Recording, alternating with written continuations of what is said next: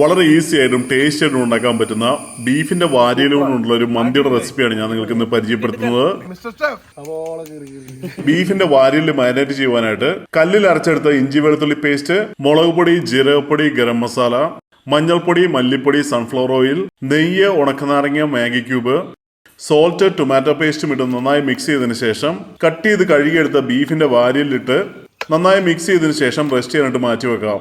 ഇത് കുക്കറിലേക്ക് ഇട്ട് നന്നായി വേവിച്ചെടുത്ത് മാറ്റി വെക്കാം.